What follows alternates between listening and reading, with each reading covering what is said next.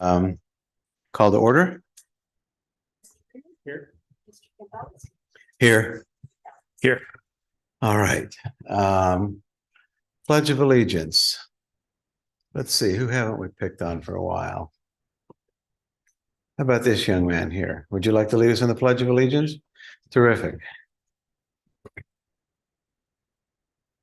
I pledge allegiance To the flag of the United States of America and to the republic for which it stands, one nation under God, indivisible, with liberty and justice for all.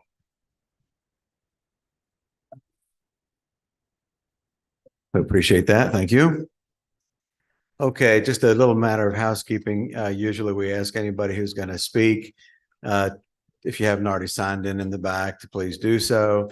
And then when you all come up, please tell us your full name and then your street address, and come up and speak here in front of the at the podium with the microphone, and we'll gladly hear from you. Okay, Chief Brocksterman. Yes. Hello, everyone. Oh, hang on a second, Chief. I'm looking at two different things here. Let's approve the minutes real quick before, if you don't mind. Can we put you on the pause button for a sec? Okay.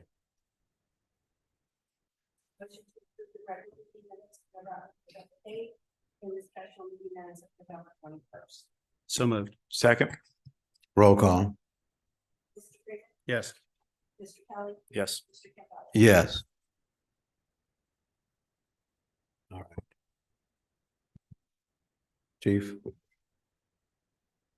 Hello again, everyone. So tonight we have another special evening where we are adding to our police department.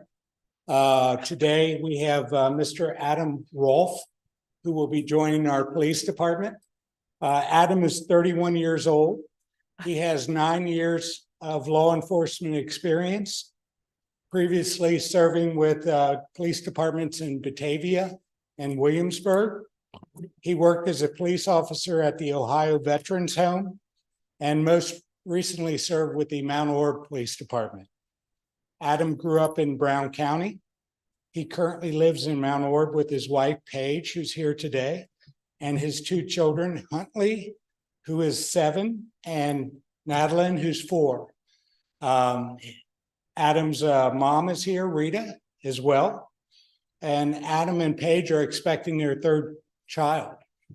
So very exciting evening. Adam's first day with the Pierce Township Police Department will be January 7th of 2024. So we're excited to have Adam, and if Dr. Campbellos can swear him in at this time. I was coming down here.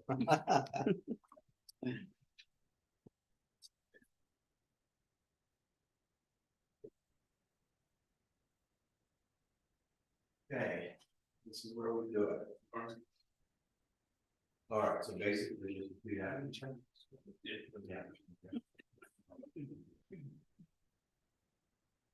Okay.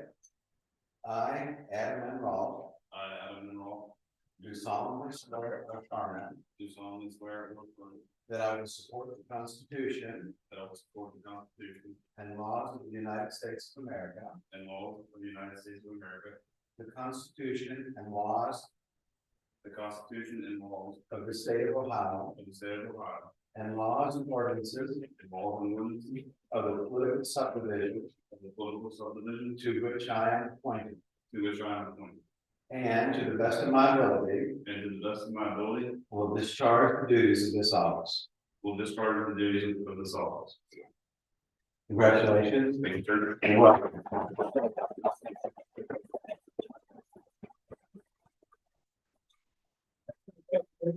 Yeah. And then we'll invite his family.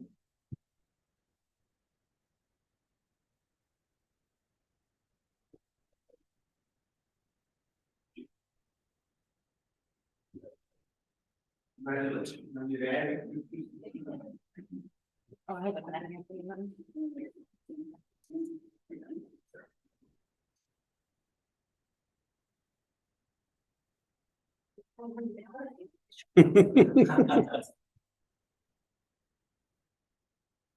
support him from behind.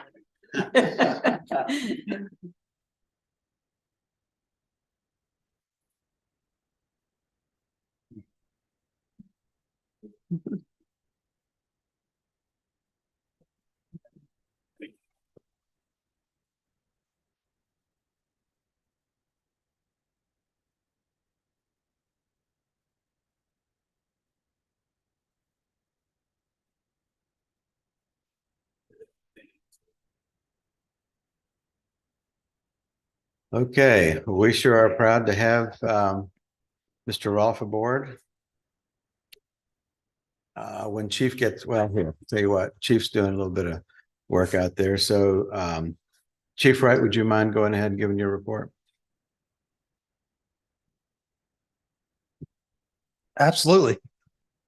So my first update is our annual Presents from Peers program that we started, I don't know, 8, 9, 10 years ago, where we work with our schools to identify some families or children that are in need for Christmas time. We go shop for them, and then the on-duty crew delivers presents to them. This year, Captain Smith, who happens to be here tonight, is heading up this program.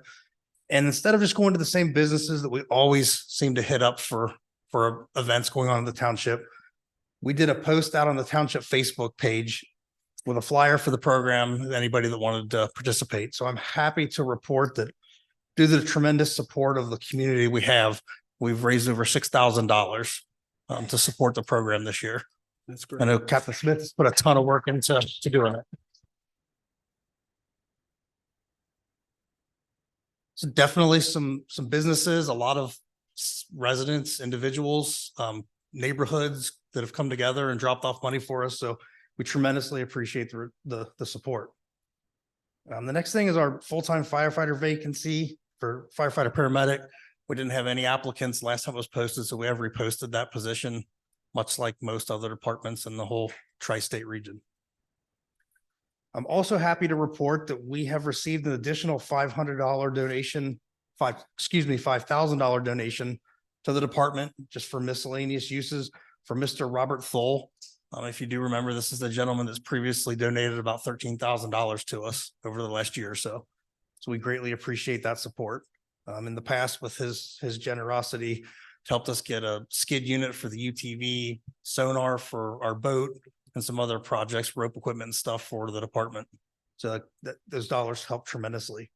And the last item I have is last month in discussion with property on Pond Run, I was directed by Mr. Freeman to reach out to the Army Corps about potential work going on in the waterway. So I have talked to a representative from JD Vance's office who was going to work that angle for us, as well as a representative of Mr. Wenstrup's office. So I have put in that request. It's going to be forwarded on to the Army Corps. They're supposed to let me know something back either way, but they said probably 30 days or so. So I don't have anything else at this time. Okay, Chief, thank you very much. So I moved down our departmental updates just a little bit, so that something that Chief Brockstrom may have to discuss here shortly, may pertain to some of what you all may want to discuss. But anyway, Chief Brockstrom. Would you like me to discuss the noise? We did that. Not yet. With that, But before we do that, we do need to do the motion for Adam Rolfe. Chief. Oh, okay. Go right ahead.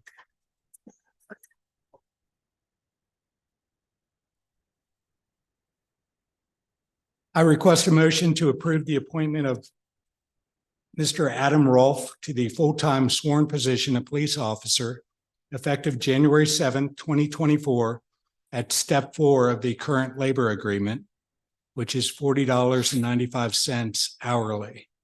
Mr. Rolfe fills a vacancy due to Officer Eric Tabar's medical retirement. I'll make the motion. Seconded. Roll call. Mr. Kelly, Yes. Mr. Freeman, Yes. Mr. Campbell. Yes. Chief. Department updates. We have a shop with the police officer this Friday. It's a yearly event where we reach out to our 3 elementary schools and have them choose a deserving student to go on a shopping spree with Pierce Township police officers. This is made possible by a donation from Walmart, as well as the Ohio Township Association and a couple private donors. So we're looking forward to that. That's always a great event. That's all I have. Chief, we're going to discuss the any suggestions for a potential noise ordinance. Okay, so I did a lot of research in regards to a proposed noise ordinance noise, what's the word I'm looking for? Resolution that I'm working on. And I worked with Mr. Williams and Ms. Barbier on this. I researched a couple different townships in Ohio that I thought were relevant. One is Troy Township in Delaware County, Ohio, and another one is Harrison Township in Licking County, Ohio. And from that, Ms. Barbier, Mr. Williams, and myself crafted some proposed amendments to the resolution. And you all have a copy of that proposed draft in front of you. I would preface this by saying any proposed resolution would have to be reviewed by the Claremont County Prosecutor's Office to see the viability in that resolution being enforced. But if you look at section 1 of the proposed resolution, we add in there, I'm sorry, let me back up. One of the first things we added a proposal is to add violations which would pertain to D-permit liquor premises.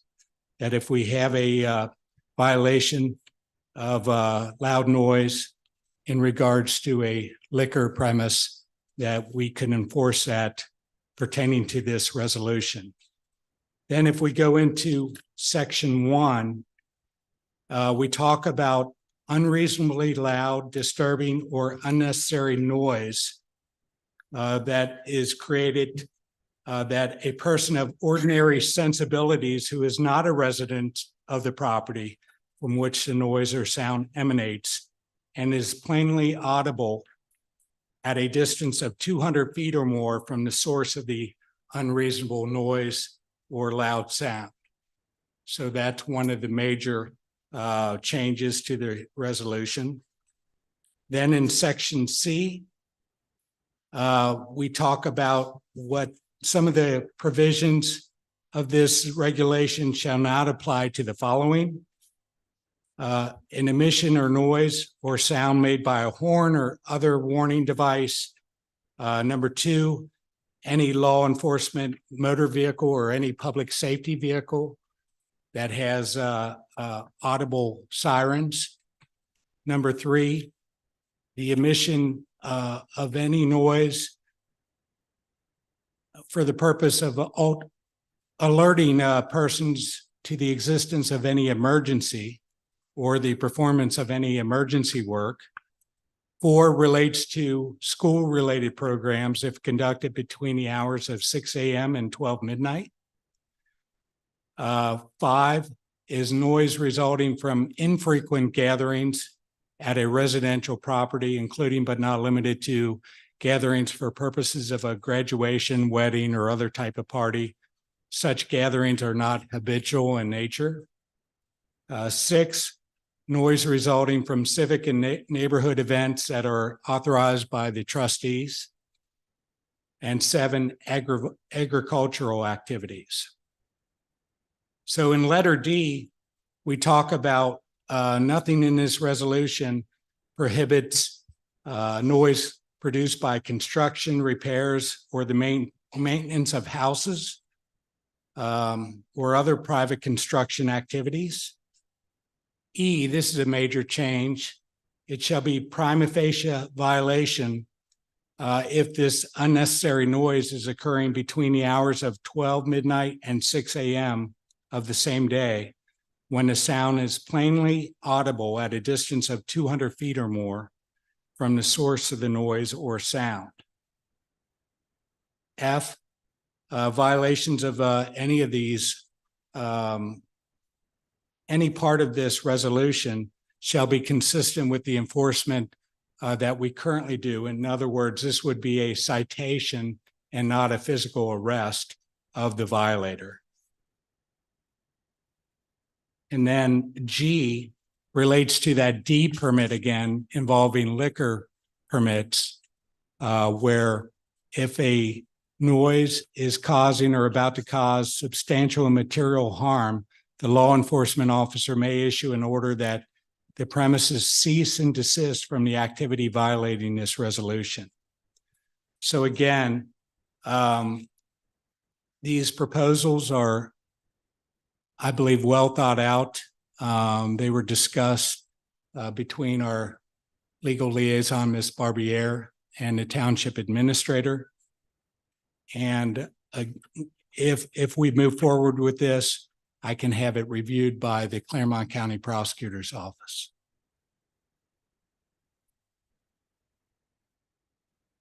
So, Chief, comparatively speaking, and maybe legal counsel can advise, does this sort of mirror which county up in North and Central? There were two counties I looked at: Harrison Township, Licking County, Ohio, and Troy Township in Delaware County, Ohio. And are there demographics? I'm not familiar with either two, but are their demographics somewhat similar Correct. to ours? Okay. That's why I saw the parallel there. Precisely. So even though they're not located in Southwest Ohio, their demographics roughly approximate those of peers. Correct. Okay. Okay. Chief, you put in a lot of good work from my perspective, and I support the concept. I think we have to do a little bit more discussion, obviously, and we'll do some of that now, depending on how my colleagues would like to proceed. But I think it's time to move from my perspective, consistent with something you and I have discussed. We're an organized society, we're a civilized society, and I think the time has come for us to move forward in the direction where we all allow for our neighbors to enjoy their property. However, in the context of they're allowing in turn for the peaceful and quiet enjoyment of their neighbors in return. I think that's only fair. And I think given the demographics and direction of our township, moving from a rural township many years ago to more of a suburban township, I think the time has come to move this forward in some form or fashion. So I've got to say about it for right now. I want to digest it a little bit more, give it a little bit more thought from my perspective, but I appreciate the effort, and I think it's well placed and well timed.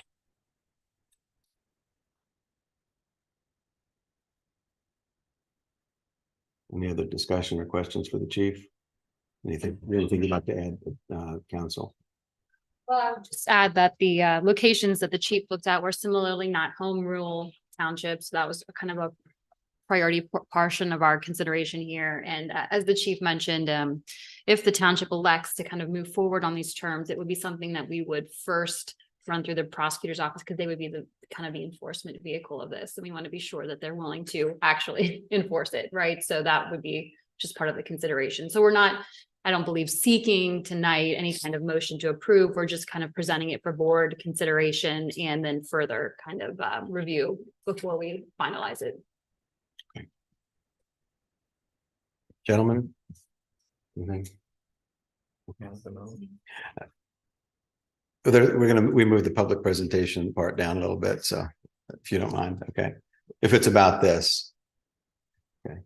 We can have this. Well, I was hoping to hear a little discussion before Yeah, me too. Okay, yeah, that's fine. But that's okay. That's fine, sure. Okay, Come up to the. come on up. You've been summoned. Come on up. Remember, tell us your name and where you live at the podium. Okay. Chief, you said that it shall not apply to agricultural activities. Can you give me a better understanding of what those agricultural activities might be that are not covered? Or what that means? Well, I don't have the language in front of me, but the the ORC, the Ohio Revised Code Section 1.61, kind of outlines what those activities are. And I'm sorry, I failed to bring those that section number to the meeting. Actually, that raises a question in my mind too, because we had that testimony, or not testimony, we had a presentation at the last, I think it was the last board meeting from the folks from ODNR.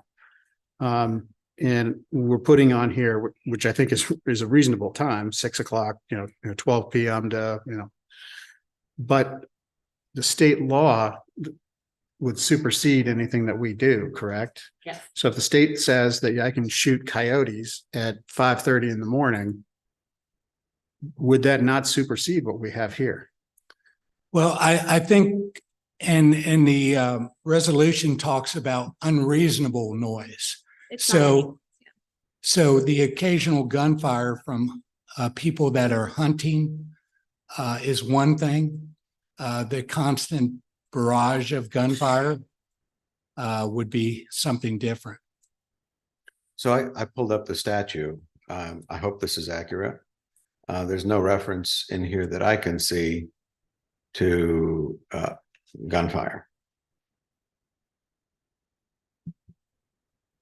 ODNR. Well, let me ask you this, Hold- Katie. hold- If hold we, on. ODNR has a section where they talk about times that you're allowed to hunt, particularly focused on deer hunting. Right. Now, it doesn't deal with the issue at which the gentleman that came here last month, which is an agricultural purpose, I'm fairly certain, talked about getting rid of varmints, getting rid of, and coyotes fall in that category. And that's really what the explanation from the gentleman is consistently. I'm getting rid of coyotes. So I'm a little concerned that while we've done a lot of good work and I applaud it, I just don't want something to be passed that's just, it sounds good on paper, but doesn't, and people can just walk right through it. Yeah, we understand that. And that was part of the consideration and also kind of part of why we wanted the Claremont County Prosecutor Office to look at it, because if they're not going to enforce it, then there's no reason for us to enact it, certainly. And that's why we were tried to be careful about the term unreasonable, because any gunfire at all is not going to be per se unreasonable. And as you had identified, and as the ODNR employee told us last time, I mean, there is allowed to be a certain amount of gunfire. The term unreasonable is what hasn't been left to the chief's discretion. That's really the only way that we can do that. There's not going to be anything that we can put like this was what unreasonable means, because it's going to be dependent on a variety of factors at a variety of times, whether it's deer season or not deer season, whether it's coyote, you know what I mean? So it's going to have to be, and that's what makes these hard. And that's why, a lot of townships don't go this far with respect to their noise ordinances, is because it's a lot on the police department to kind of interpret it. And it's difficult to enforce. It can be difficult to enforce because the court has to look at the same things that the police chief is looking at and whether they're going to, uphold some kind of citation to that effect. So those are things we grapple with these noise resolutions, noise ordinances. And that's all part of the kind of cost benefit analysis that you make when you consider these. Sure. Thank you. so, And Chief, I'm sorry, go ahead. so with the non-specification like gunfire, okay.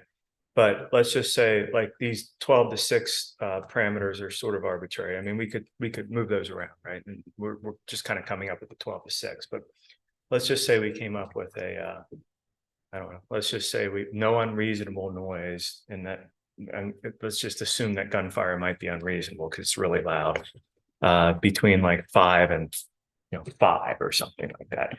And so I'm assuming at some point somebody would say that's a Second Amendment right.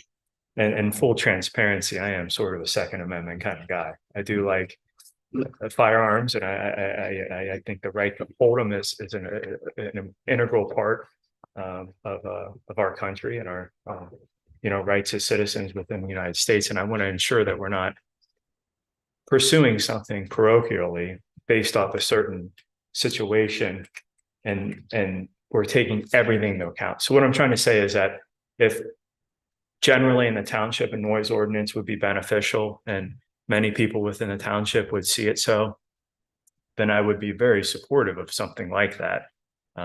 we want to be able to sleep at night, we want to, that kind of thing, right? But I just want to make sure that we really vet this through that lens and through we're just thorough with how we go about this. That's all.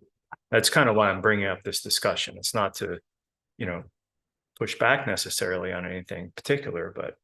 And that's completely valid, Trustee Kelly, and that is something that we've also discussed as part of putting this together, because the case that went through the Supreme Court was the New York State Rifle and Pistol Association versus Bruin, and that has led to an onslaught, I'm sure you guys have seen in the news, of Second Amendment litigation with respect to this kind of stuff. And there's a case working through the Sixth Circuit right now, our circuit, that talks about whether a township can deny zoning permitting for a gun range within the township. And I mean, these are under attack right now. I mean, there's a Second Amendment protection is found as an ally in the Supreme Court. And so you have to be careful when you're going to try to, and that's why our resolution does not target gunfire, because I don't think I think one that invites attack, and I don't know that would be upheld, but that is part of the consideration with these noise ordinances as well, as the continued cost benefit analysis of like what is unreasonable. And oftentimes you find that kind of shifts over time based upon the political climate, based upon the time of year, based upon how things are going. So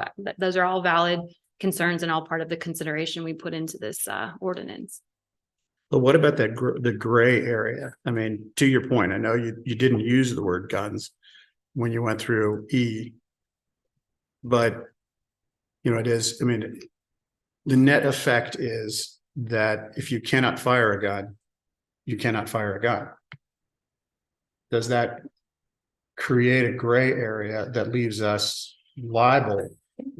So if you have a situation like we have here, it is specifically the gun that the gunfire that we're concerned about. That is the noise that would be generated in Part E here. So do we leave ourselves liable to a legal action because then specifically that noise that we call out, because we're just being generic, we're not talking, we didn't say a specific noise. Does that give us some liability because it's specifically, in that case, a gun? Well, it'll depend on one. It's not, you look at two aspects of it, whether it's an invalid on its face and whether it's invalid as applied. So we're going to have to look, I mean, it hasn't been applied yet. So we're not there yet. It's not, I don't believe invalid on its face. That's something the Claremont County Prosecutor's Office will tell us. I don't think that our intention or our thought process going into the production of a noise ordinance is going to be too critical here with respect to how it's an application. So it's going to just depend on how it takes effect and what the terms are. We didn't use gunfire. There are other noises that cause issues, obviously, of course, noise wise in townships. So perhaps it doesn't ever get enforced against gunfire. I don't know the answer to that. That's just going to be something that you're going to have to trust the chief of police to use his best judgment on. But the issue which is driving this is gunfire. I mean, we should be pretty specific about that. I feel like not to be would be remiss. No, certainly. I mean, that's been a topic of conversation at these meetings. So just pull it out, put it on the table. That's sort of why we're talking about all this. Yeah, absolutely. Ms. Taylor, in answer to your question, the 1.61, Chief Wright brought that up on his phone, and it deals mainly with farming and not so much hunting.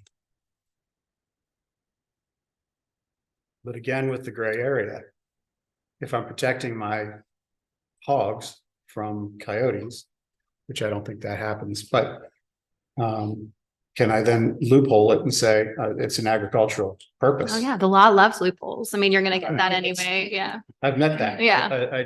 I'm well aware of this. Yeah. Sorry. I think it has merit. It really and truly, what it depends on right now is whether the prosecutor will give it enough teeth to have merit. I'm a Second Amendment guy myself, and it's not really about the gunfire, it's the proliferation of the gunfire. If you take a shot at a coyote, you probably get one or two before the coyote is gone. You don't get 400.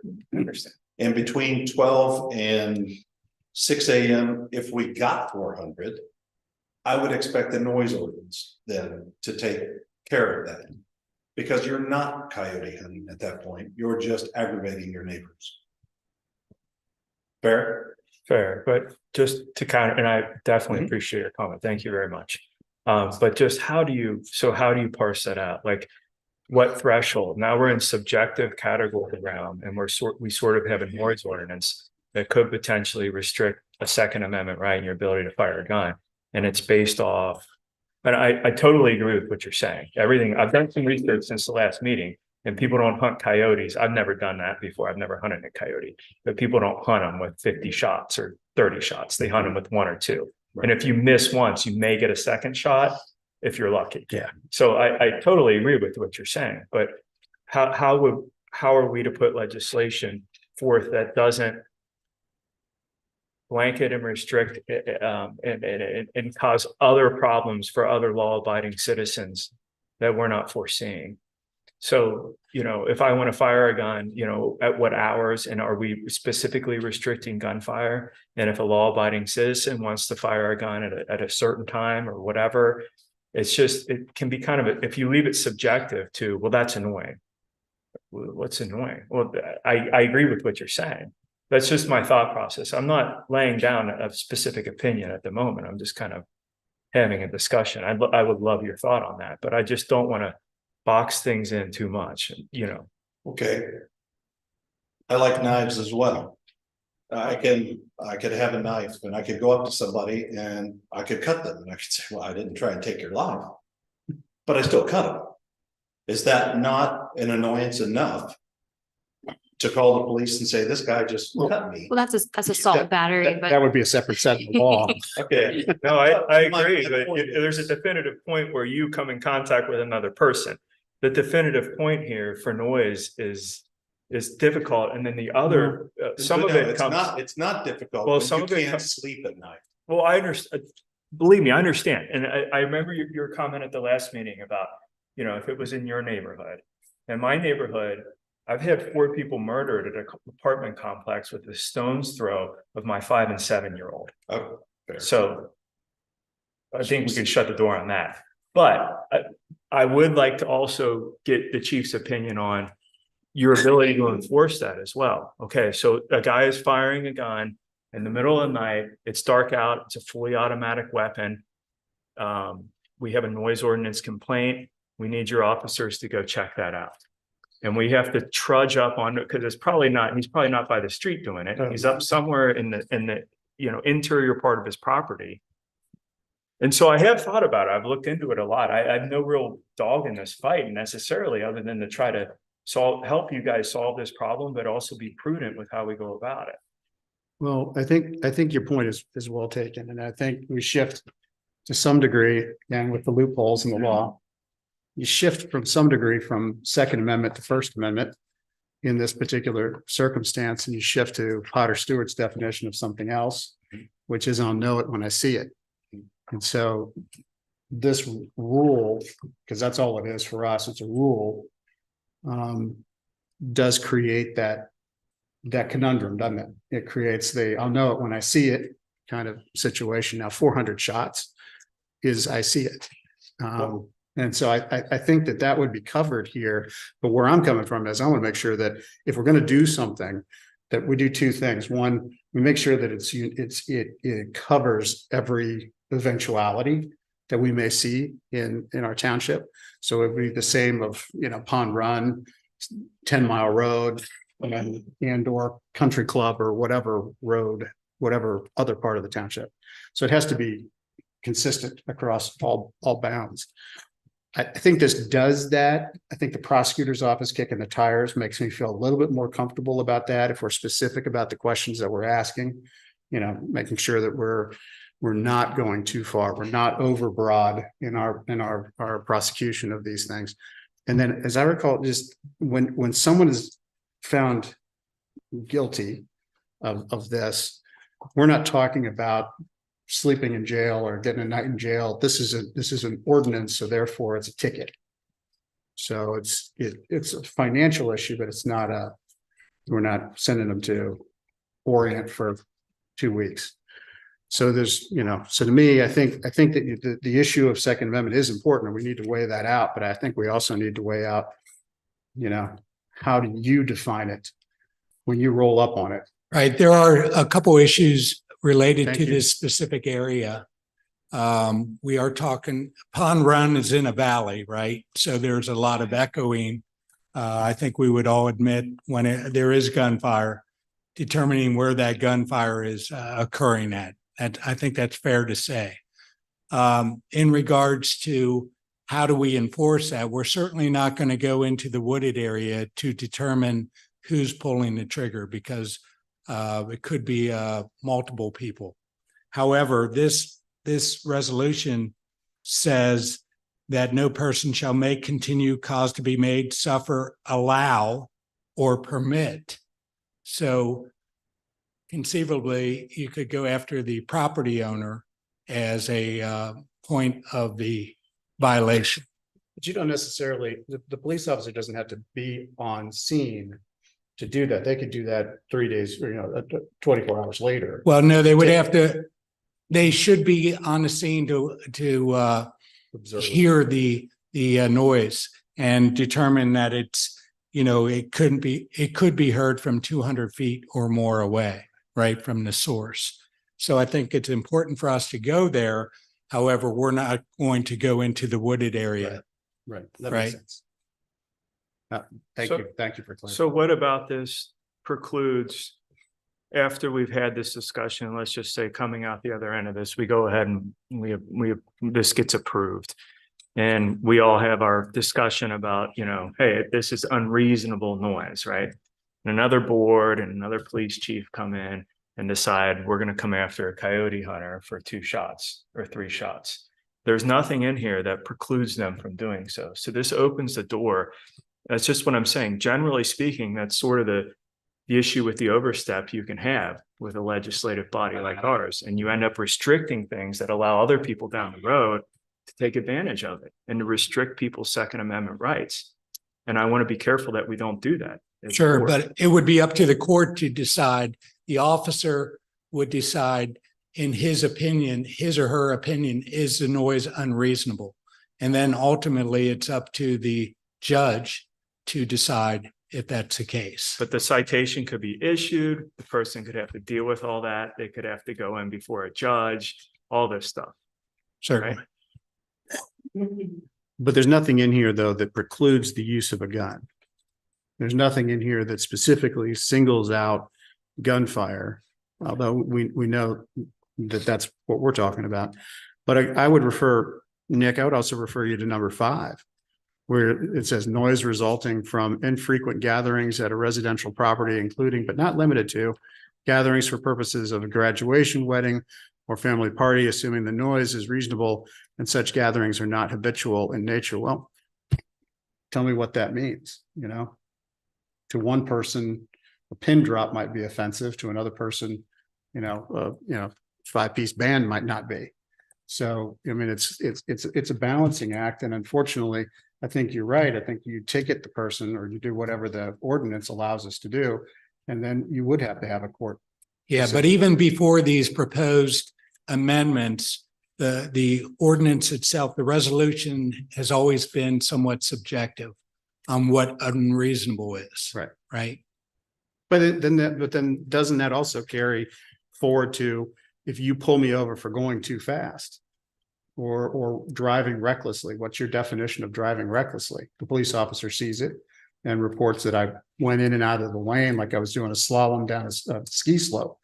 Well, that's pretty reckless, obvious.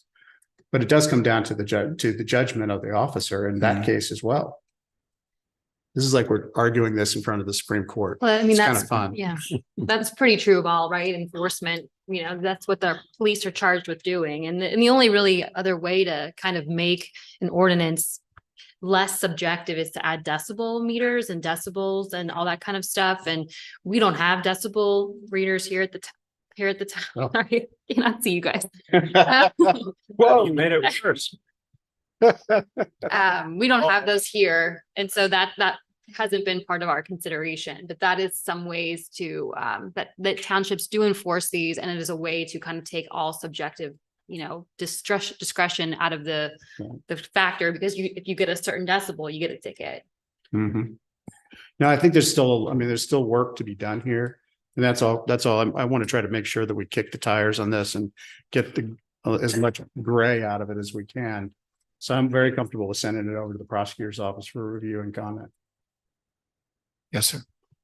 And we're modeling this after ordinances that have been in effect. Any idea how long in these other two townships, just roughly? Troy Township is 2021. And Harrison Township in Licking County, Ohio is 2018. Okay, so relatively newer types of ordinances, right? So Yes. obviously a concept in evolution, and for all those in attendance and to go on record, I have certainly, I'm a very staunch defender and believer in the Second Amendment as well. I have weapons of my own, and I'm not ashamed to say so. And I also know how to use them properly. But I also know the difference between, being a responsible gun owner and being a deviant, and conducting myself in a deviant fashion. And I think, some of the behaviors that are in discussion today and have been are clearly not just those of one who has the interest and right in firing and owning a firearm, but it's rather, in my estimation, behavior that's clearly well beyond two standard deviations outside the mean. And I'll go further a step and define it as clearly, deviant and behavior that's designed to inflict pain and suffering upon those in the environs. And I believe it to be very much intentional. But we have to make sure that we focus this rule not just on one individual or one case. We have to make sure that it applies to 16,000 people inside Pierce Township. And that's what we're doing by asking counsel to review, asking prosecutorial opinions. And by no means is this any kind of a final document, but I just want to be clear on the record as an individual and as a resident, as a citizen of that very neighborhood, that's my interpretation of the behaviors that are occurring. So we're not done with this. I'm not suggesting that we are done with it. I think we have a ways to go. And I'm looking forward to, perhaps further input from the professionals that know how to, best advise in these. I'm not going to disagree with you a whole lot, but I would like some further input on the residents within our township. So again, we have 16,000, and I appreciate the ones that are here, but I would like to do a little more effort to reach out to some other folks within the township and see if there's been other noise. And I don't want to necessarily draw this out, but I want to make sure we're prudent to do our due diligence. I'm sort of in the camp where, I understand the lens at which we're looking at this, and it all makes sense, but I want to make sure that we take into account how this may impact everyone within the township, and we're thorough about it, because this is sort of a big step. It could impact a lot of things. So I'm just wondering if we couldn't, and I'm just sort of, discussing and thinking on the fly here, but is there a committee, or could we do a survey, or can we make another effort? Because we've done some things like this before, and we've done a lot of work to, I think as long as I've been here, we've done a lot of work to solicit feedback from the community before we step forward on things like this. Well, I'd also like to make sure that the crowd here that want to comment take the opportunity. Well, that would be a great, easy first low-hanging fruit step. But I don't know how you feel, and anybody else who wants to comment tonight, but yeah. Real quick before that, I do think that's a great idea to reach out and get other people's opinion and get this thing out circulated amongst those other 16,000. And if only 200 want to answer, at least we've got that. And I think that's a really good point, Nick. And I think we should try to find a way to get that done. Okay. Stan Chadwell, Ledgewood Lane. I want to ask the question, can you add something in there about multiple events? It's fine if you go out and you investigate one, you give them a citation. If somebody is doing that consistently, you could give me a citation and I'd do it again tomorrow. But nobody reports it. So I haven't been to the court. Is there something you can add in there that says if you have multiple citations, then you are able to do something more than just give them a crummy little fine, give them a decent fine that, makes it so that they actually think twice before they do it a fourth, fifth, sixth time? To increase the penalty is beyond our authority. Chief, I don't know if you want to address it any further, but we, under the revised code and pursuant to the statutory authorizations, we can only impose this like minor misdemeanor of the second degree, I believe it is. So Okay. that would be beyond what the township is enabled to enforce essentially. But I, you know, I take your point. I understand what you're kind of looking at. Okay, if we can look at that, that might help, because obviously it's been consistently done. And you know, needs something to make the person stop doing it. Okay. This is actually a misdemeanor of the second degree, so it's punishable by up to 90 days in jail, and the maximum fine is $750 in Ohio.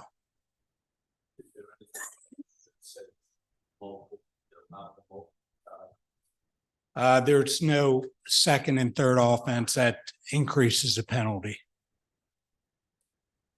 But that would be up to prosecutorial discretion.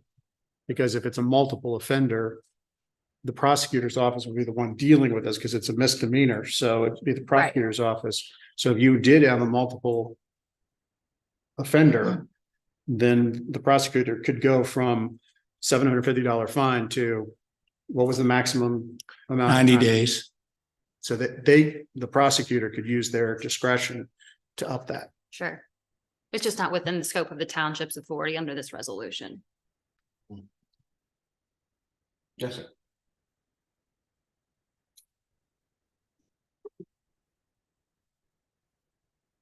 Now we're in trouble. He's clearing his throat. How much time have we got? Because I got a lot to say. No, I just want to clarify one thing or try to bring it to your attention that. Tell us. Okay, Yeah. you know who I I know. It's not a Second Amendment issue. I mean, the Second Amendment is only 27 words. I'll read it. Here's what it is. A well-regulated militia being necessary to the security of a free state, the right of the people to keep and bear arms shall not be infringed. So we're not talking about taking anybody's arms away or seizing their weapons or doing anything else. Everybody can have a weapon. But that doesn't mean you can go around and shoot up the neighborhood and your property and aggravate everybody else in the world and all that kind of crap. That's a different issue than Second Amendment. So if anybody brings up the idea that this is a Second Amendment issue, no, it's not. This is a community issue, a community in which we live, where we have certain ways that we want everybody in our community to eat. We're very diversified. We got a lot of different ideas and stuff like that. But there are limits to behaviors. And this is a behavior issue. So it's not a Second Amendment issue. I just want to make sure that's clear in future discussions, not Second Amendment. Would you agree with that? I'm not an attorney. Maybe you're not a legal scholar either, but that's what the Second Amendment says. Yeah, well, the problem with that is that the way that the courts have been interpreting it and the way that as I was kind of saying earlier, that the way that the Supreme Court has been issuing decisions, they become Second Amendment issues when people argue they restrain the use of guns and they restrain the use of your personal weapons. So that is what we've worked very hard to kind of try to avoid in this resolution, is we are not restricting gunfire just on its own, right? Because Correct. you're allowed to fire your weapon. Correct. And then especially in a township, we are unable to regulate the use of guns in a township. We are not able to do that, which Got is it. why we are only talking about noise here and why Correct. we're talking about unreasonable noise in the discretion of the police chief. So I agree with you on the surface, you know, you're not looking at this as a Second Amendment issue, but however, the courts do occasionally interpret it that way when you break it all the way down to how it's applied. Do you understand kind of what I'm saying? I get what you're saying, but then we got a problem with our judicial system, which we can't solve. Right, that's an I mean, issue, yeah. You know, but- we're talking about noise here. We're not talking about rights of gun owners or anything else. Right, Just want to make that clear. But I do Thanks. have one question for you. Did you just sit over there and count every word in there before you came up? No, actually, it's set right here, Alan. Oh, you did a word count. Okay. I got you. So you did the crib notes. I got you. I got you.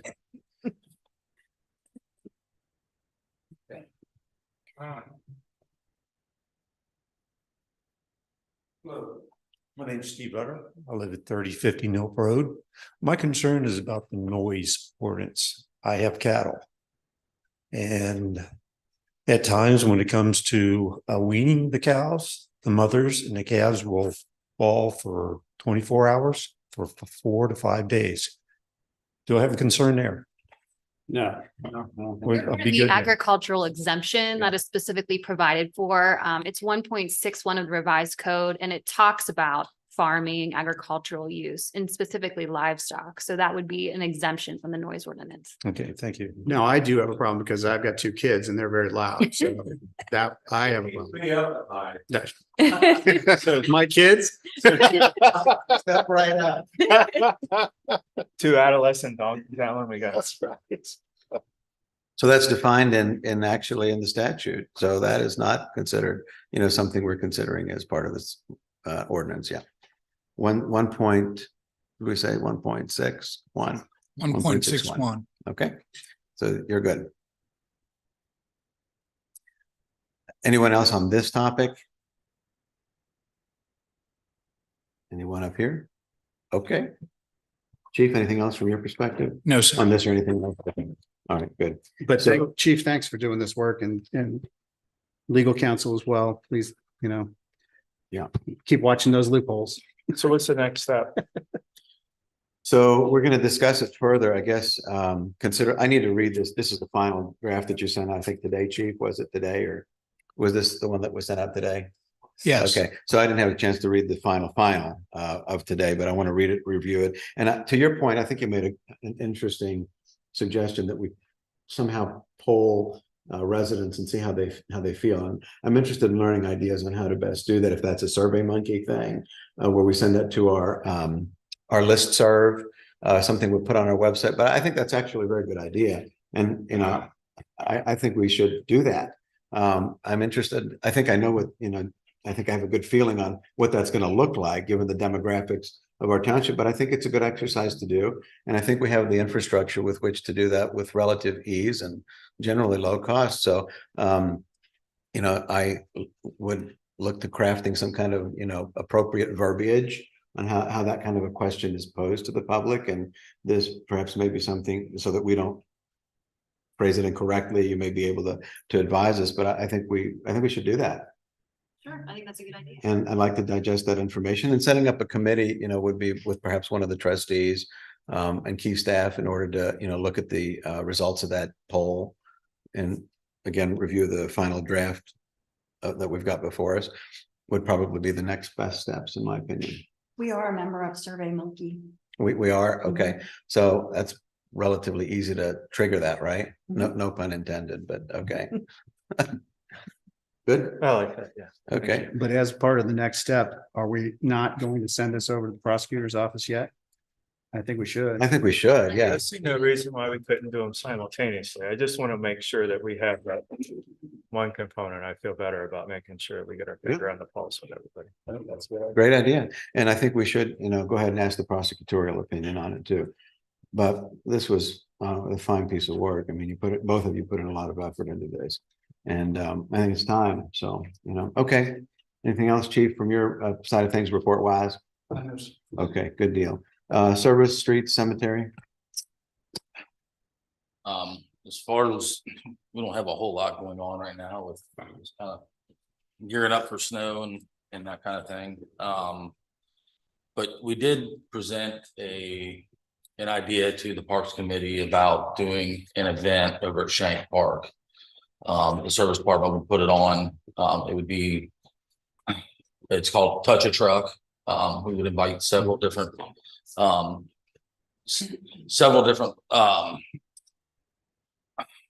businesses to bring up different things like Duke Energy.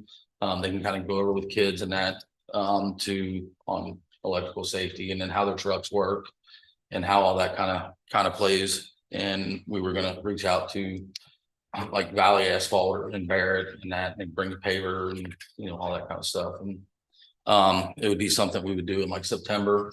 The Parks Committee seemed to really like it. They were going to bring it up to you guys. It's not going to be, really any cost to the township. It's just basically it would be like a Saturday, late morning, early afternoon event. that we do over at Shank. Hmm.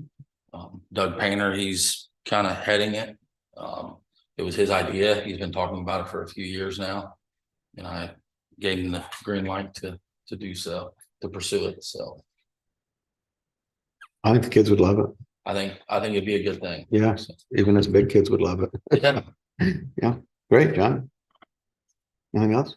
That's about all I got. Okay, is anyone here from Parks Green Space?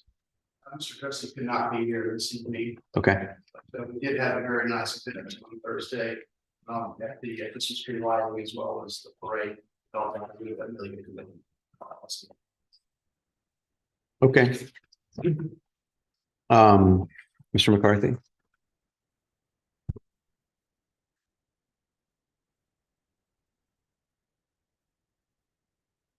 So the upcoming Christmas luncheon is tentatively December 19th at 11:30 until 1:30.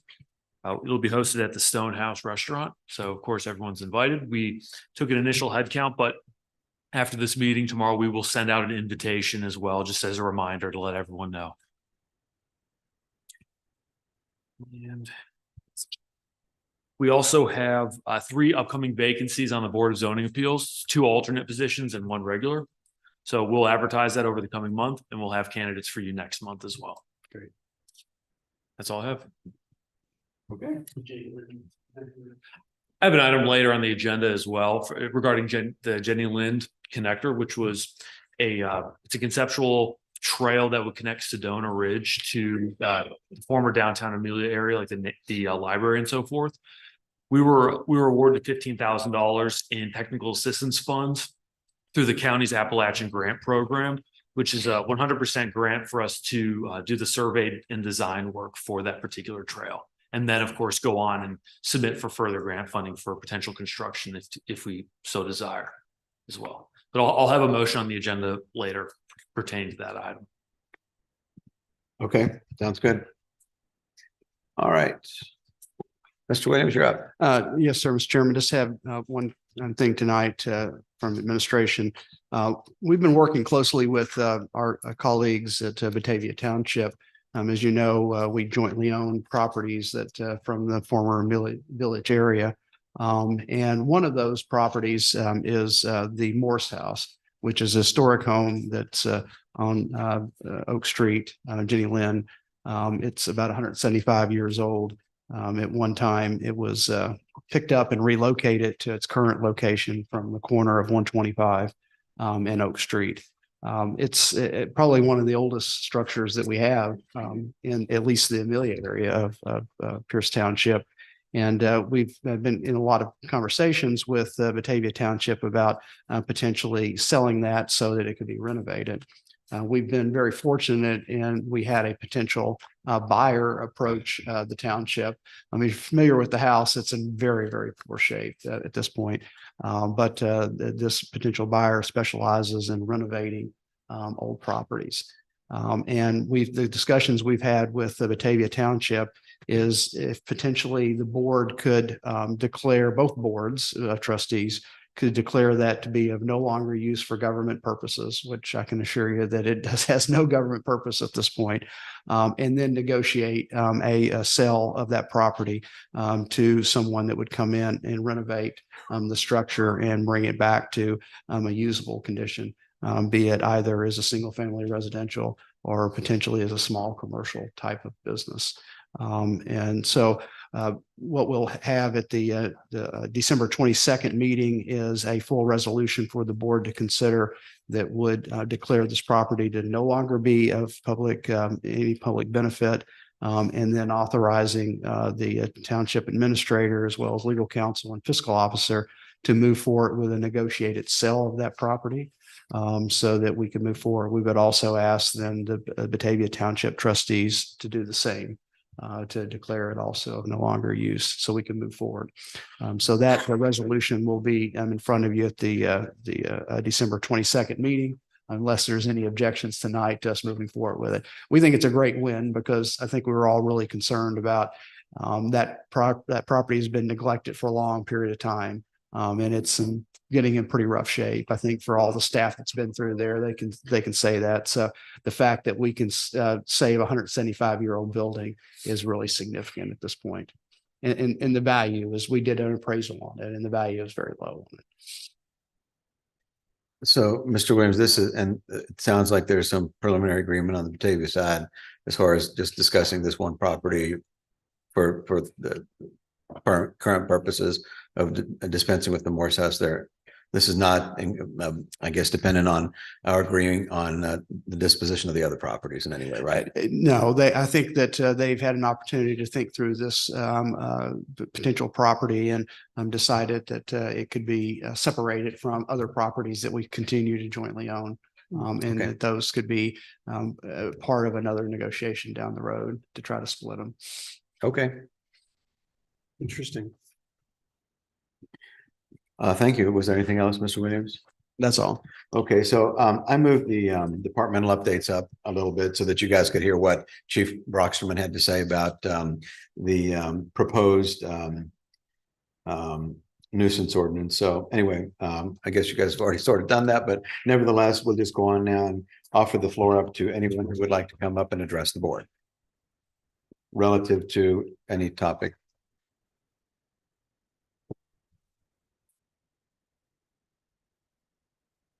Rob McClellan, 3735 Willow Way Court. Just had some follow-up questions on the forensic audit that was done back in July. We had the retainer fee, I think it was of 7,500. Were there any additional billable hours that went against that project? Because I believe that the report was finalized and delivered. Was there any additional hours that they accumulated on top of that project? Our bill was paid in full at that $7,500 amount. That Okay. has been satisfied. Okay. No additional payments are due to the firm. All right. And then I know you can't share some of the details out of it, but did we get what we expected out of that report for the from a forensic audit standpoint, since we removed the cybersecurity stuff? From my perspective, I think it was chock full of some pretty helpful ideas. This is what outside eyes, tend to do in these types of situations. We're going to actually look to the next step on how do we digest, how do we implement, what do we consider implementing in terms of what the recommendations are. And that'll probably be led up by our fiscal officer, more than likely, in close, consultation, obviously, with our administrator and the 3 trustees. And then one last item, it's directed to Mr. Freeman. I know that you had reached out to the county to start closing that gap as far as the cybersecurity, because that was pulled out of the scope.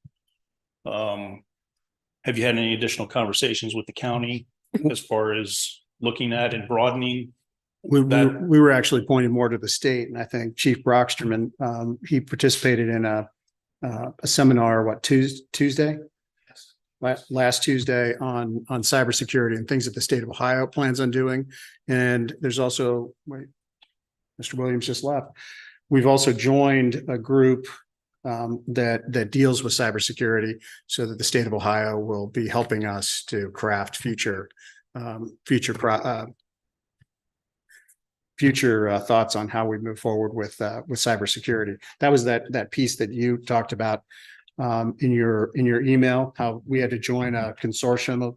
Correct. The state has a specific office related to cybersecurity, and they are going to be offering training to various government entities within the state. And then they will also help these entities craft policies and procedures, best practices after the assessment of how that entity operates. So there will be a series of exercises that Mr.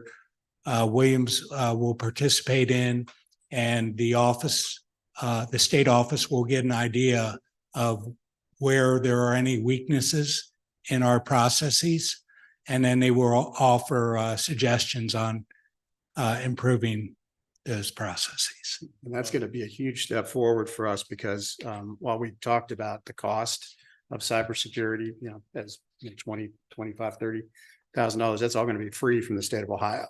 So that's going to be a real plus for, you know, how we do business around here and make sure that the system, or try to make sure that the system here is secure and safe. So I think that was great. And I'm glad that you were able to participate in that seminar. So. Yes, sir.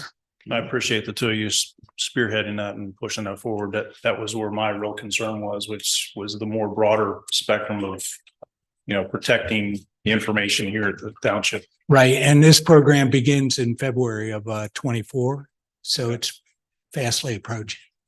Well, thank you very much. Thank you. Thank you.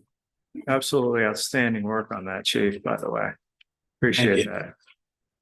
I know you dug in hard. Okay. Public presentations. Anybody else want to come up and ask any questions? This is your last chance. You guys come up and feel free. It's your chance to bring up your concerns. It's your chance to shine. Come on up. No? Okay, I'm going to move on. Okay, new business. Are we Mrs. gonna White. have old business first? Is there any old business to come before the board? Yes, there is. Okay. I contacted the state auditor's office again, and I did send out an email to all the trustees and Mr. Williams and Ms. Barbier in regards to having a motion to either approve or decline to approve the amended contract. I did get a response. I did send it out to all of you. And I never heard back from any of you in regards to that. The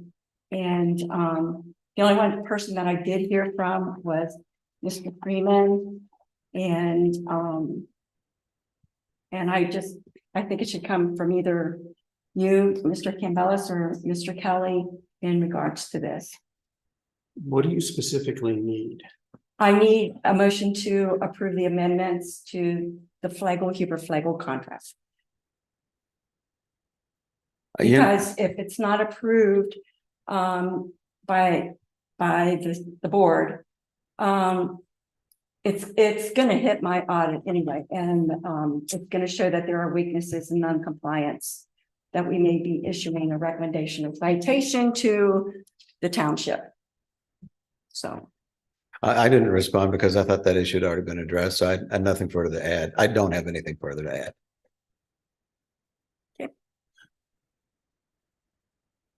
Yeah, I mean, we went off recommendation from legal counsel initially, and I'm fairly comfortable with how we proceeded first time. that was a clarification on the motion that was made, not to the amendment of the contract that Mr. Williams signed. So I guess from my perspective, on July 12th, right, the regular meeting of the Pierce Township Board of Trustees, Trustee Kelly made the following motion. Trustee Kelly requests a motion to approve a letter of engagement with Huber-Flagel CPAs to perform a forensic audit related to internet fraud detection and avoidance and providing advice on policy development on township internal controls. So following Trustee Kelly's motion, it was seconded by Trustee Chairman Campbellis. Included within the packet attached to the meeting agenda was a copy of an engagement letter associated with the proposed agreement with Huber-Flagel CPAs. So following the meeting, after considerable trustee discussion, the administrator was contacted then by Huber-Flagel CPAs, in which they sought to clarify the scope of their services. A representative from Huber-Flagel's remotely viewed the trustee meeting and sought to address issues raised during the trustee discussion. The terms of the engagement were not modified. However, Huber-Flagel CPAs wanted to be clear about the extent of the review it was capable of providing.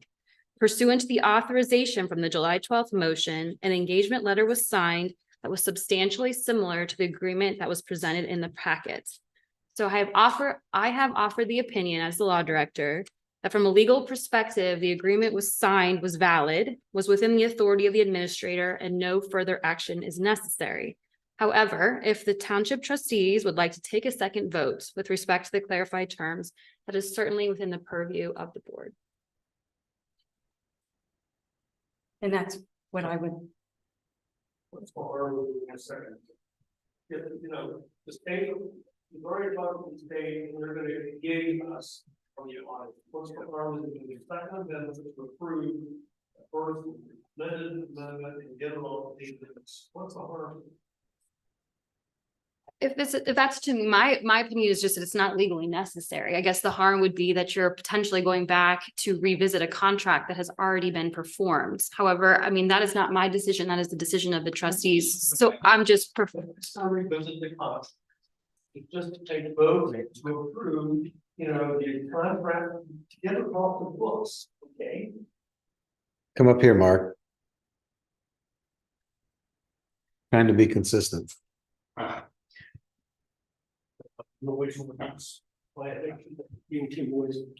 That's what I would agree. All Debbie is asking for is to help her avoid a gig by the state auditor when they do the audit. They've already said you're gonna get gigged. Have they said that? Yeah. Yes. Your points have been gold stars or however they do it for years, Yep. correct? Yes, sir. This would be a change in that direction because you're not gonna get 4 stars, you'll get 3 or whatever. Right. She's just asking for some help, guys. I don't know what the harm is. I mean, do you really think somebody's gonna open this up and say, let's revisit this whole thing because it was an illegal maneuver of some sort? I mean, that's ridiculous. Nobody cares about that crap. We just want to help her keep her record alive. There's no harm in that. I'm less worried about her keeping her record intact. I'm just more concerned about the state auditor has a different opinion from you. And the state auditor in this case actually has sway over what we do. My recommendation would be to have our legal counsel talk to that person and figure out a workaround so that we do this directly and we just get this done. And if you talk to that person from the auditor's office and you tell them your point of view and she says, or he says, or whoever it is, says you're right, then we're done. I have zero issue with that. I'm fine with that. Fine. Yeah. I mean, I'm happy to talk to the, I have not spoken to the auditors. Well, that's why I don't Just need to understand do why it. that hasn't And happened. if we're gonna already. do our due diligence. That's, I mean, this has come up several times and it just would have been simple on day, 01 to have just had that conversation. Sure. I mean, I don't want to speak to the auditor without the board permission to do so. So I'm happy to do that. Well, Mr. Kelly had stated that before for you to contact the auditor in regards to this at one of the earlier meetings. Perhaps, I don't, but I think for moving forward, I'm fine with that. If at least one other board member is, you can go ahead and reach out and figure out why they're coming up with that opinion and if there's anything action you feel we need to take. Okay. But I will continue to rely on your opinion. I feel like you provide a good guidance. I appreciate that. I don't disagree. I don't question the guidance. All I'm saying is that we've been down this path before with the auditor. All I'm asking is for a motion to be made to approve the amended contract that was signed by Mr. Williams. I agree with everything that Katie put into this report, that we've moved forward on a contract that after the subsequent meeting, there was some clarification needed. Motion. And That that's what contract, happened. And it I was feel a like, motion. we need to make sure we do our due diligence to was- ensure that if we go back and reapprove a contract that's already been reapproved for It was- something that's essentially a clarification, that is the appropriate thing to do, and that it's not going to have other ramifications. Sure. I will talk to the auditor's office. I can give you her name and everything who I've dealt with. Okay. Yeah. Crystal Jones. I mean, I'm being transparent with this. And how I feel, and I think it should be done. Again, I've contacted the auditor's office twice in regards to this. And I think it was just wrong that no one got back with me in regards to this other than Mr. Freeman. I think it was very rude on your two parts for not contacting me. I assure you that was not the email. intent. Oh, it's never the intent, though. It's No. never the intent. No, All I wanted was, and I said, please get back with me. I in looked regards into to it and I had discussions, Debbie, and the last discussion I had was this morning about it, so I'm. This and I haven't- morning. Yes. So I appreciate your This morning. feedback, though. Good feedback is always appreciated. Okay, new business? Good.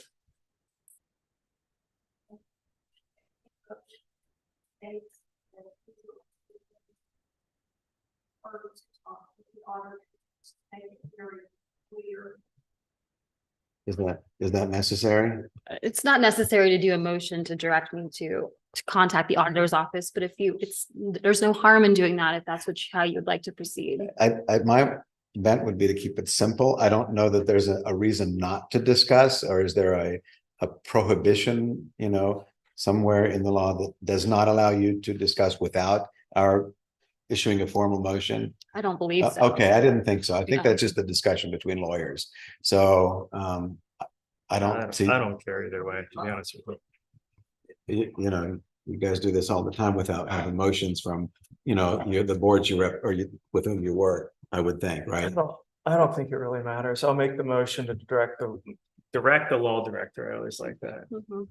Double direct to go ahead and authorize the law director to have discussion with the state auditor regarding this issue.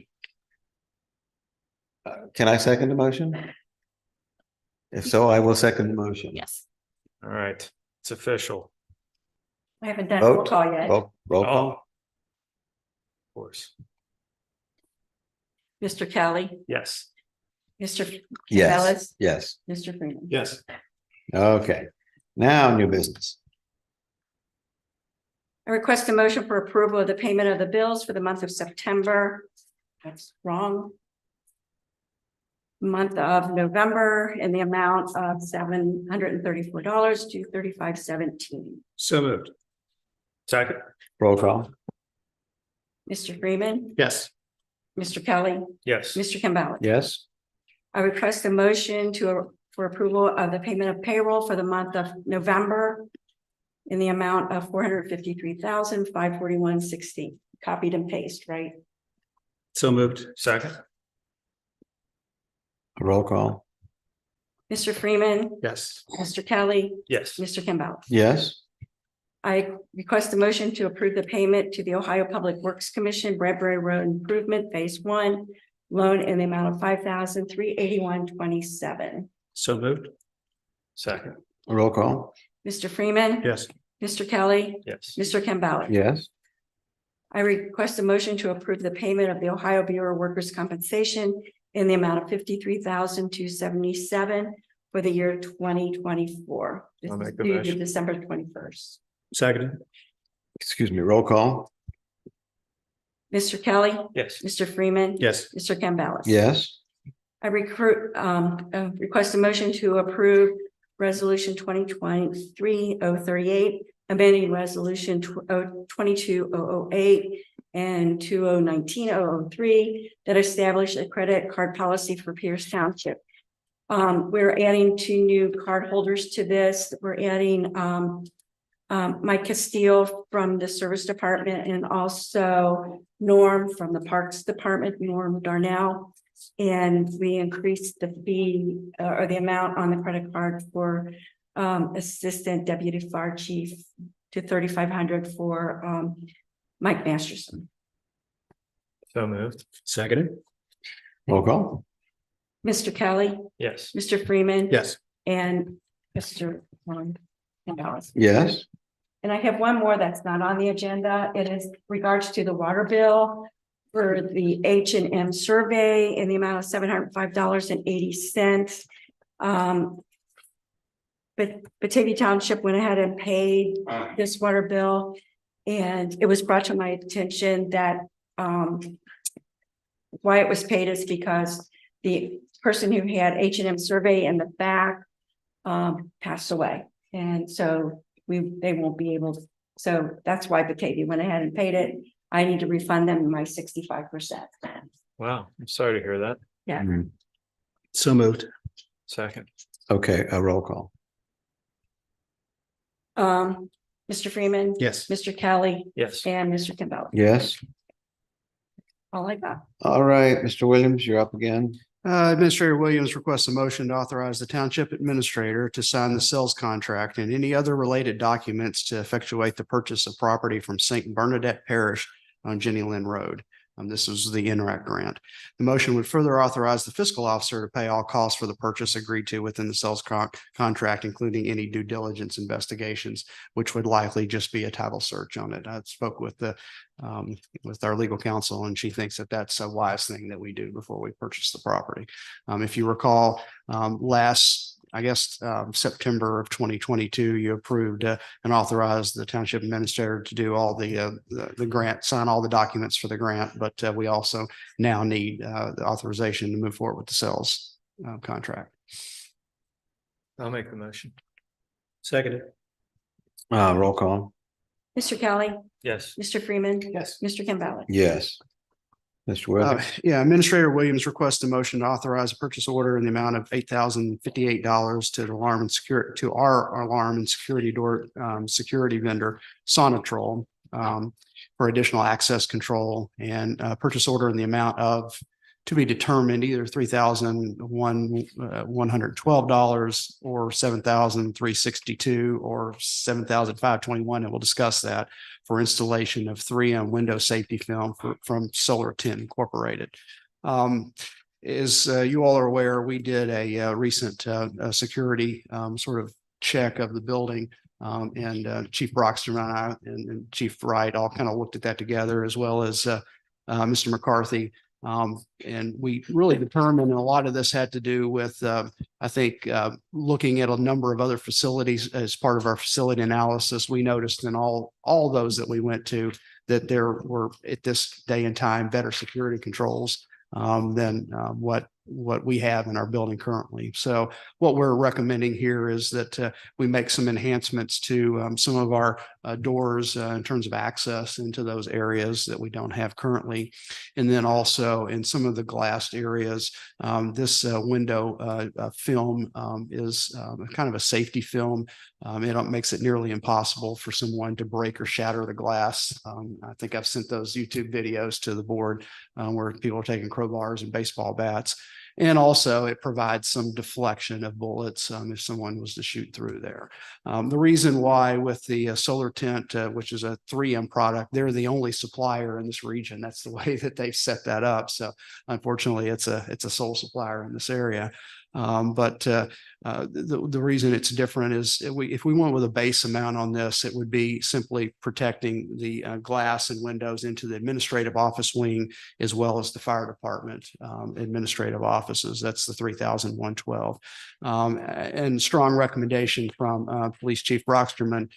He feels like it's also, at least in this first step, very important that we also protect the windows and the glass into the police department. And I certainly concur with that. I didn't know how far the board wanted to go because we're in our facility analysis right now. But if you went with the $7,362, that would do all the windows in the police department as well as those in the front lobby area. If you went with the $7,521, roughly $200 more, it would provide a tint to those windows, or reflection to those windows, so it would be hard to see in and see what's going on the other side.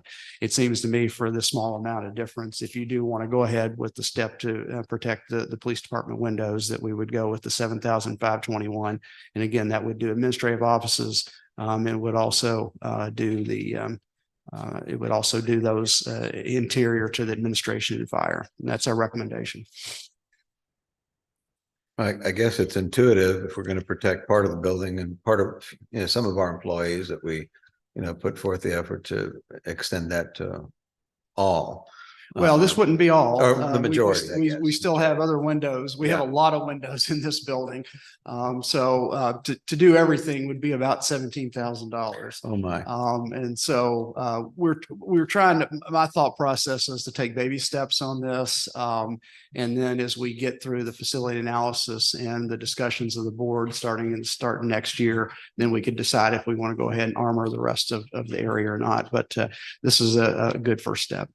So I guess you more or less answered as I was going to ask you, but I didn't have a chance earlier today.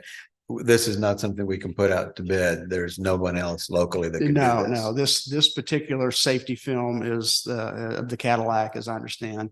It's patented by 3M, and they have set it up around the country with sole providers. And so in the Cincinnati region, it's Solar Tent Incorporated. If you go to Indianapolis, it's a different one. If you go to Louisville, it's a different one. Columbus, it's a different one. Well, Can we put this off until after the first of the year with regards to doing this? Because I'm getting ready to send in an amended certificate to the county. I'm trying to close things down for the year. I'm getting ready to close my books for the year. For the end of December. So can this be postponed until the first of the year when I go into temporary appropriations? How do you- So we could potentially approve it, but you don't want the expense to hit until next year. Is that the deal? Right. Gotcha. how do you guys We feel? we about can that? we can do that. We can make sure that whatever we sign with them, that the authorization begins after January 10th or January 5th or whatever date that the fiscal officer is comfortable with. Yeah. Okay. Chief, I don't know if you wanted to add anything to this based on our sort of review of security in the building. Now, like you said, there's a number of windows in this building and, I think any part of the building could be deemed a security threat. And I think if we do, like you said, Dr. Campbellos, if we do one part of the building, we should do the entire building. So this would be a step in that direction. It would be a step in that direction. It depends on how many steps you want to take towards that.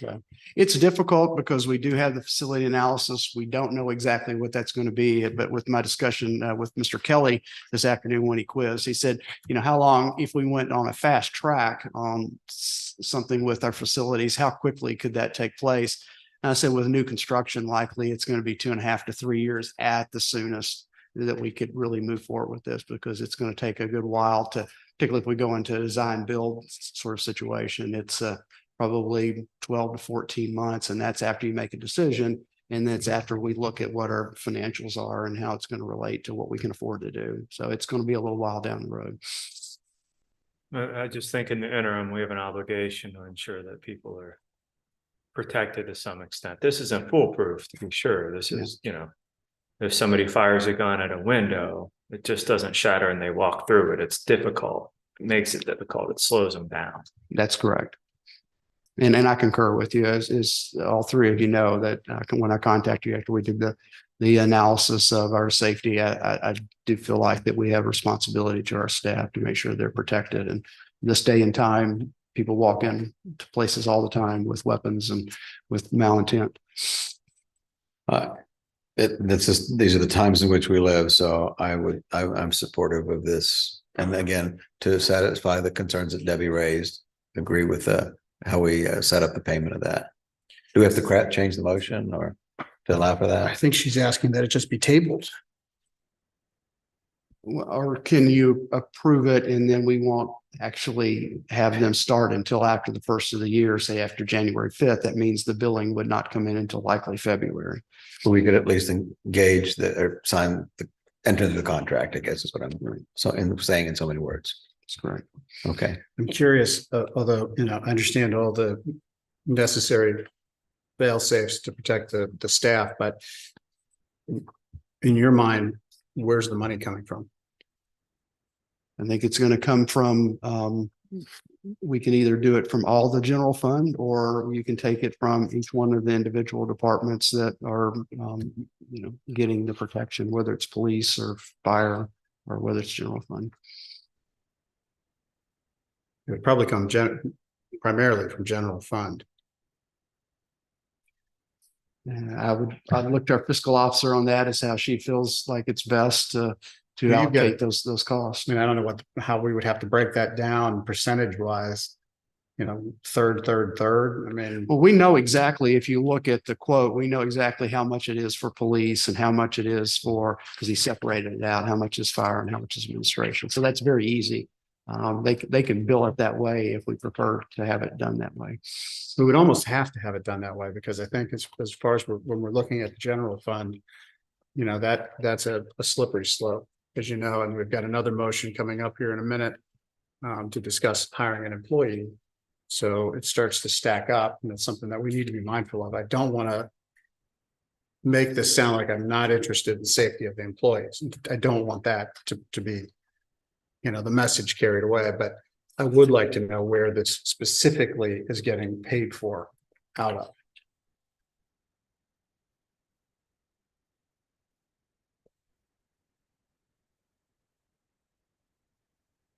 It sounds like silence. Oh, I'm sorry. I was looking down. Yes, ma'am. Come on up.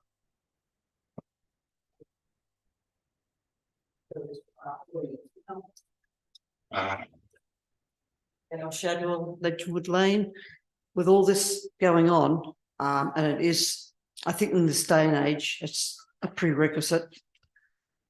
Will this make our insurance go down? That's another good question. Good point. Yeah, that's a great question. Maybe some back end savings there. Well, we can, I mean, if, as far as a safety issue, we could go ahead and approve not to, anything to be paid till after the first of the year, contingent upon what funds. To be determined as to what funds it comes out of, right? Another way we could approach it is we could just push it off to the meeting on the 22nd and then have a motion prepared that could answer those questions by the 22nd when we have the cleanup. I mean, would that be a good Oh, to go to the 22nd cleanup with this? Yeah. Oh, I'm fine with that. And that way those. I don't want to put it off too long. I don't want to put it all the way up Totally to the agree. January meeting. But, Right. This is sort of something that I think is important for the safety of the staff, but I'm okay with coming back on this. So that way we've got those questions answered. Yeah, that's We true. know what pots this is going to come out of. We have a bit more fiscal responsibility attached to this. And how much are we gonna be? Okay. So But I do think it's something we need to find a way to figure out. There's some things that I'm not willing to compromise on, and I think this is something that it involves the safety, and we've had a couple different instances now, at least since I've been here, that have been concerning to the staff, and where we had to lock the door out front and people have been worried. One was with the fire department a few years back. I just think it's something that's probably time. But I'm okay putting it off till the 22nd. We can talk about it. Thank you. Hopefully figure something out then. Chief, you okay with that? Yes. Sounds like we're gonna move forward in some way, so. Yes, sir. A couple of week delay. Okay. Just a clarification, Mr. Chairman. So in the resolution, you want to show a breakdown of the total costs and how it's allocated to each one of the three funds. And are you looking for a specific line item that would come from each of those from the 2024 budget? Our fiscal officer might have a preference on I was that. asking Mr. Freeman. I know he was one. Oh, I'm sorry. He directed at chairman and I'm not chairman, but the answer is yes. Okay. I'd like fiscal notes attached to it. Okay. Because that way we're very clear on how we're proceeding financially. And we might even, and you might even check Tim and see if there's, since it's a building issue, perhaps we could even pull it out of Prestwick TIF. There's money there, I swear. And see if there's a way to pull it out of TIF. Just run it up the flagpole. Presswood too. Stone Shovel, Ledgewood Lane. I heard a mention of expanding the building. If we're going to expand the building, is this going to be a waste of money because expanding the building would remove some of these windows? Does that make any sense? It could be, and that's what Tim and I discussed this morning, but that could be, we're talking 3 years on probably if we were to run as fast as we can on expanding the building, all the way up to the scenario in which it never happens, or it doesn't. So I just, personally, I'm not sure that it makes a whole lot of responsible sense to put a safety issue like this. Okay, so it's just a fanciful idea to expand the building. It's not concrete at this particular stage. Okay, with it, yeah. Thanks. Yep. And I would be interested to see if that would affect our premium. That was a great question. Whether it be our property premium or workers' comp or what have you. Okay. Mr. Williams, would you like to go ahead? Yes, Administrator Williams requests a motion to authorize the position of part-time communications and special events coordinator and approve the attached job description. This new role will also provide administrative support for the administrative offices. The creation of the position was included in the board's goals and objectives for 2023-2024. And I have included in the packet the job description for the position And we anticipate that the total cost of the position will be low to mid-40s in a part-time position. Because we won't have the roll-up cost associated with a full-time position.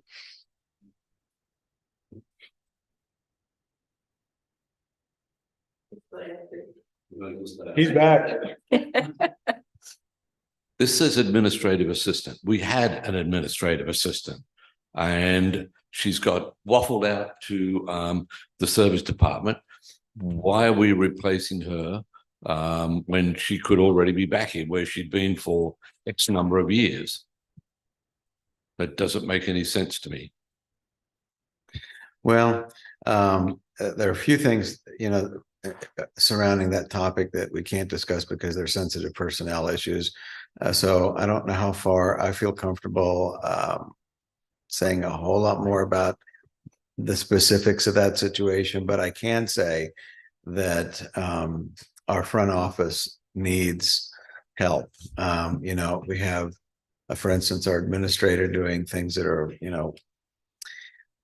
for lack of better words, clerical in nature. That's not the best use of, his expertise. The same would hold true, I think, for Mr. McCarthy, Mr. Higgins, and otherwise. So in order to maximize the benefit we get from our top talent, I think we need this, person to really fill in some of the clerical roles and some of the, administrative, relatively straightforward administrative tasks that I just don't think they should be doing at taxpayers' expense. Yeah, but we already had somebody who was doing those clerical jobs and manning the front office and answering the phone, etc. And we've changed that, but so we're going to spend money to replace somebody that we've just moved up the hill. But it doesn't make a lot of sense.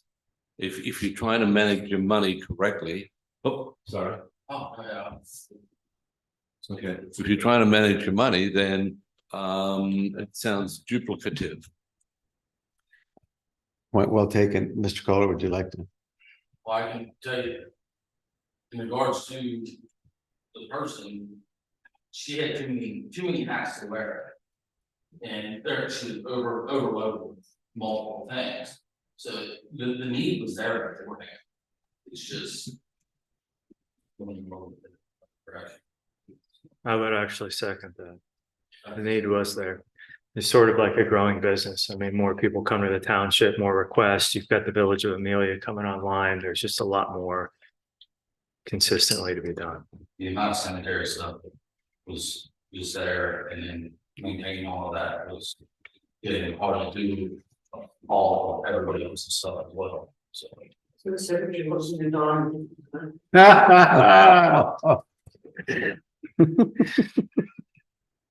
Don't quit your day job. And I think another piece to this too is that it's a part-time person, so it kind of fills in those gaps. I know it is still an expense, which I'm concerned about, but at the end of the day, we are getting to the point where staff-wise we're tight and we're working our butts off, right? I can hear it now. He's gonna want a big raise. I pay him $16 an hour. Wow. All right, I'll go ahead and make the motion. I'll second it. What are we motioning? This is item 8. Okay. Yeah. Okay, roll call, please. Mr. Kelly, Yes. Mr. Freeman, Yes. and Mr. Campbell. Yes. Mr. Williams? Yes, last motion I have, Administrator Williams requests resolution 2023 -039, amending the Pierce Township employee personnel policies and procedures to correct inconsistencies in language regarding overtime pay for non-exempt employees. The revision would be to section 1.12 definitions and read as follows: active work status, hours worked. Active work status also includes vacation, holiday, sick would be added, and compensatory paid time off, but does not include sick leave or any other form. I'm sorry, does not include any other form of paid leave. Sick leave there would be struck.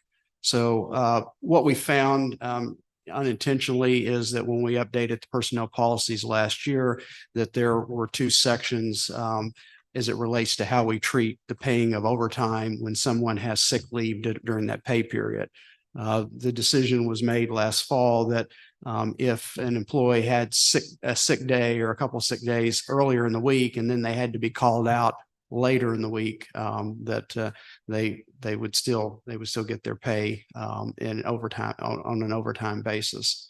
And we found that in another section, unfortunately, in definitions, it had included, not excluded sick leave. So basically what this will do is if someone is called out to drive the snowplow at night and they've had a day off sick earlier in the week, they would still get time and a half for later in the week when they were out plowing snow or whatever they were doing for call out.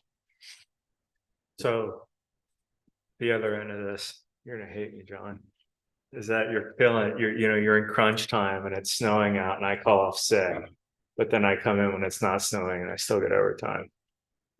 Well, that wouldn't be called in because it's not snowing. I got you. So it'd just be a normal shift. It would. And then it wouldn't.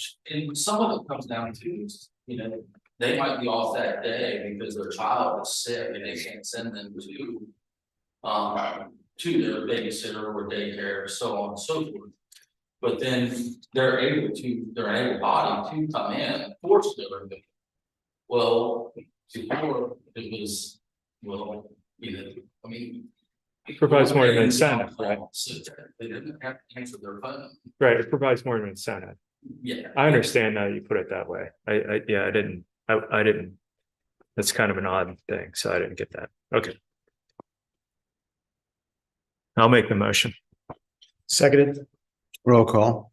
Mr. Kelly, Yes. Mr. Freeman, Yes. Mr. Campbell. Yes. All right, Chief, back to you. I request a motion to accept the medical retirement of Police Officer Eric Tabar effective November 25th, 2023. I'll make the motion.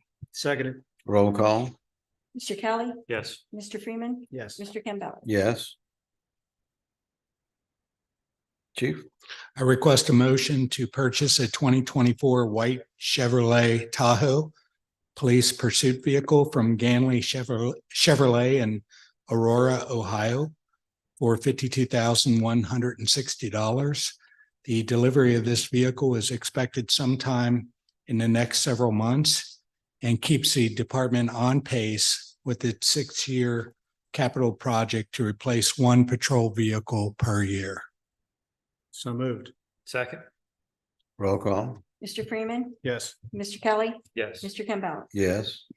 Chief, right. Thank you, Chief Brockstrom. I request a motion to appoint the full-time, a motion to approve the appointment of full-time Lieutenant Brian Sims effective December 24th, 2023 at the established rate per the collective bargaining agreement and to serve a 1-year probationary period. So moved. Seconded. Roll call. Mr. Kelly, Yes. Mr. Freeman, Yes. Mr. Campbell. Yes. Thank you. And just so you guys are aware, Brian's family couldn't attend tonight, so I offered that we could do his swearing in and photo next month just to accommodate them. Thank you. Okay. I request a motion to approve the annual payment for contracted services to New Richmond Fire and EMS in the amount of $10,000 for fire and EMS coverage for the approved portions of Ohio Township pursuant to the previously approved contract, noting that Ohio Township has already submitted $5,000 to Pierce Township to go towards this payment. So moved. Seconded. Roll call. Mr. Kelly, Yes. Mr. Freeman. Yes. Mr. Campbell. Yes. Thank you. I request a motion to approve the annual invoice to ESO Solutions Incorporated in the amount of $4,439.20 for the fire department reporting software package. So moved. Second. Roll call. Mr. Freeman, Yes. Mr. Kelly, Yes. Mr. Campbell. Yes. I request a motion to approve the annual invoice from the Claremont County Fire Chiefs Alliance to include membership dues, access to the National Fire Protection Association Codes Online subscription, and a cooperative purchasing access to Blaze Stack Fire Investigation Software in the amount of $3,850. So moved. Second. Roll call. Mr. Freeman, Yes. Mr. Kelly, Yes. Mr. Campbell. Yes. Thank you. I request a motion to accept the resignation of full-time Lieutenant Tyler Cahill effective December 15th, 2023 at 0600 hours and to reclassify him as a part-time firefighter paramedic at the established rate effective December 16th, 2023. So moved. Second. Roll call. Mr. Freeman, Yes. Mr. Kelly, Yes. Mr. Campbell. Yes. Thank you.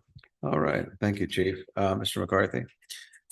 I request a motion to establish a line item of $179,000 to establish a reimbursement account to administer the State Route 125 CDBG sidewalk extension project. So moved. Seconded. We received a grant from Community Development Block Grant. So this is basically just creating a separate line item, right? Yeah. A Okay, new, whole new category. to account for it. Yeah, okay. Okay, was there a second then? I didn't catch it. Yeah, we got Yes. a motion. Okay, all right, good. Roll call. Mr. Freeman, Yes. Mr. Kelly, Yes. Mr. Campbell. Yes. Mr. McCarthy. I request a motion to pay the American Structure Point Incorporated invoice of $5,400 for surveying services performed pertaining to the State Route 125 sidewalk extension project. So moved. Second. Roll call. Mr. Freeman, Yes. Mr. Kelly, Yes. Mr. Campbell. Yes. There is some language modification on item 19, but I'll include it in my motion. I request a motion to authorize staff to execute the negotiated subrecipient agreement for the receipt of funds in order to administer the Jenny Lind Trail Connector project, with language added by Attorney Barbier, specifically stating the recipient has the right to terminate this agreement by giving reasonable written notice of termination to the lead entity. And additionally, with additional language added from the law director to add updated insurance levels, reflecting our current insurance levels. So we don't anticipate to make any changes regarding insurance requirements, but they have template language that basically said, ensure you have insurance meeting these thresholds. So assuming there are no changes, that our insurance is fine as is, we're just going to add language to that effect just to make sure that our insurance covers it. And this, once again, is a grant that we received that we would be executing. Exactly, yes. So moved. With provisions. Yeah, there was, just to kind of clarify, we reviewed it today and there was no provision for the township to terminate the contract. That seems unlikely that we would want to terminate grant funds, but I suggested that we at least suggest or ask for that provision to be added and then to change the insurance requirement provisions to actually be consistent with what the township carries. So those would be the two amendments to the agreement. Otherwise, we were going to sign it as presented. Excellent. And you can get Debbie the language, right? You can get Debbie the amended language so that. Absolutely, you can yep. make it right. Okay. I'll go knock on his door if he doesn't. I will second approval with the amended language. Okay, roll call, please. Mr. Freeman, Yes. Mr. Kelly, Yes. Mr. Campbell. Yes. Okay. All right, there's no executive session scheduled. Is there any other business? If not, is there a motion to adjourn? So moved. Seconded. Roll call. Mr. Kelly, Yes. Mr. Freeman. Yes. Mr. Campbell. Yes. Okay, thank you.